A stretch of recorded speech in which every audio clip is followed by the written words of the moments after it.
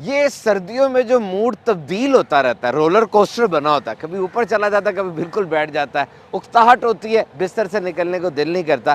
There is a scientific explanation for that. اس کی ایک سائنسی وجہ ہے اور وہ ہے SAD SAD سیزنل افیکٹو ڈس آرڈر. اس کی وجہ ہے سورج کا نہ نکلنا یا کم نکلنا ہے. تو یہ ایک ونٹر ڈپریشن کی ٹائپ ہے، نیند زیادہ آتی ہے اور بھوک زیادہ لگتی ہے.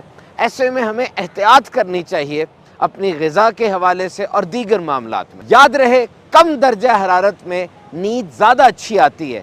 15 ڈگری سینٹی گریڈ سے 19 ڈگری سینٹی گریڈ تک آپٹیمل ٹیمپریچر ہے نیند کے لیے.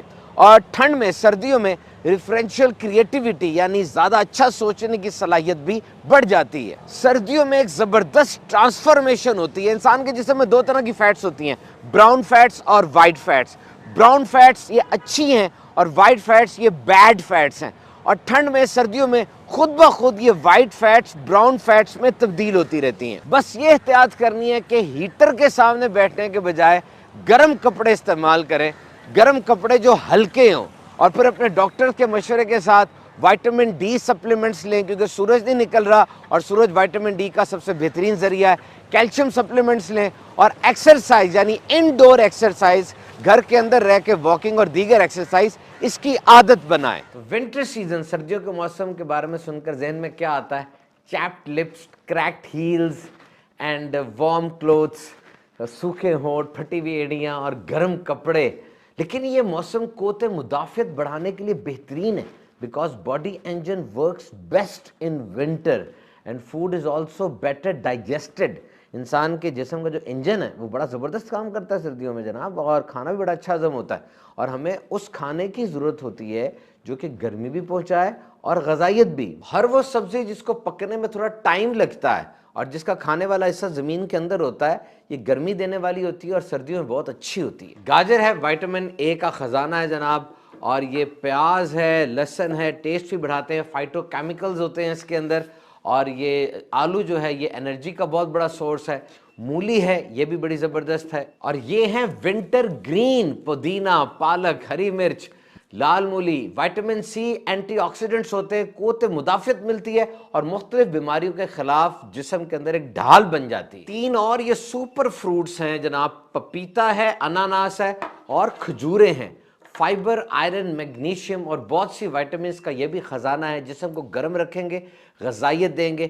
ملک شیک بنا لیں، جوس بنائیں یا ویسے ہی کھا لیں، سردیوں میں بہترین ہے. اور سردیوں کے بادشاہ اورنج کو تو بالکل نہیں بھولنا. وائٹامن سی اس کی پہچان ہے، لیکن اس کی نیوٹریشنل پروفائل CV بھرا پڑا ہے غذائیت سے.